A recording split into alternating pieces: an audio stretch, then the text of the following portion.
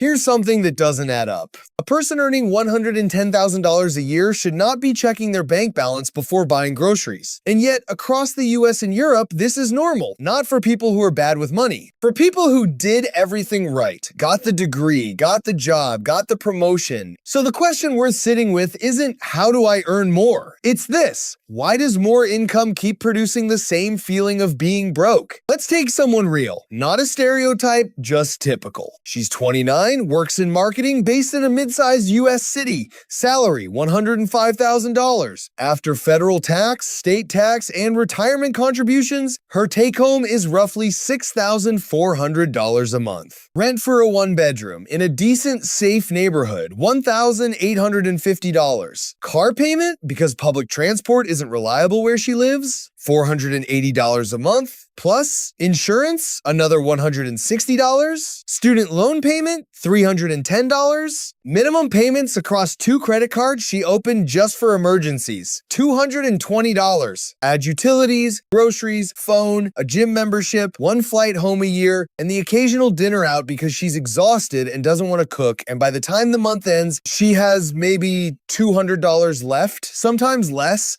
She earns more than most of her country. She still feels like she's 1 bad month away from trouble. Here's the part most people miss.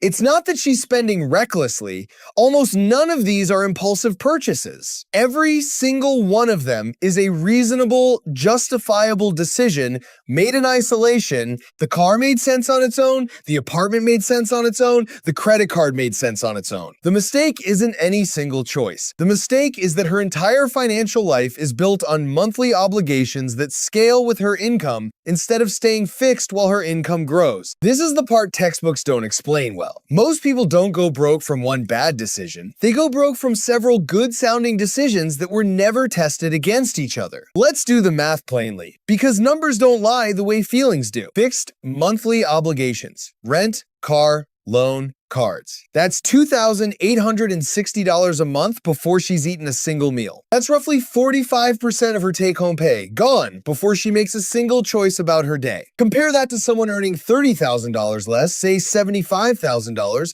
who rents a smaller place, drives a paid-off car, and has no credit card balance. Their fixed obligations might sit around $1,600 a month. That's about 30% of take-home. The person earning less has more monthly freedom than the person earning more. Not because they earn more, because they owe less. Income determines what you can afford. Debt and fixed costs determine what you actually have. So why does an intelligent person build a life like this? Because none of these decisions were made with a full view of the system. They were made one at a time, each one responding to a real, immediate pressure: a job that requires a reliable car, a neighborhood that feels safe, a card that covered a bad month once and has quietly stayed open since. There's also a quieter force at work. Lifestyle tends to rise exactly as fast as income does. Not because people are chasing luxury, but because each raise creates a small, reasonable feeling permission.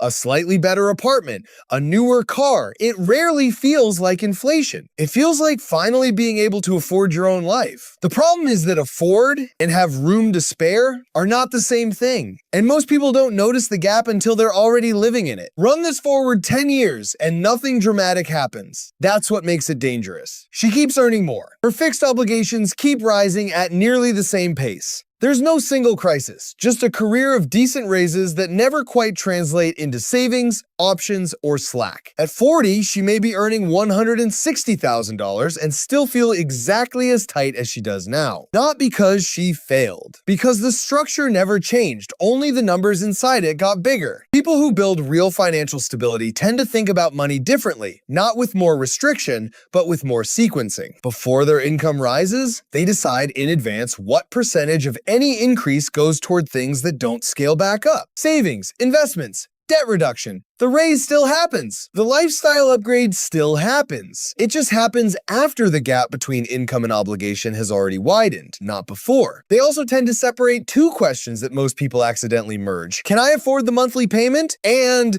does this purchase make my financial life more flexible or less flexible going forward? A car loan can pass the first question and fail the second one badly. None of this requires earning more. It requires noticing the order in which decisions get made. None of this means the person in this story did anything foolish. Every choice she made was rational in the moment it was made. That's exactly why the pattern is so common. It doesn't come from bad judgment. It comes from good judgment, applied one decision at a time, without ever stepping back to see the whole shape of it. Feeling broke at a high income isn't usually a signal that you're earning too little. More often, it's a signal that your fixed costs have quietly grown to match whatever you earn. That's not a failure. It's just worth knowing. If this kind of thinking is useful to you, consider subscribing. More of these are coming.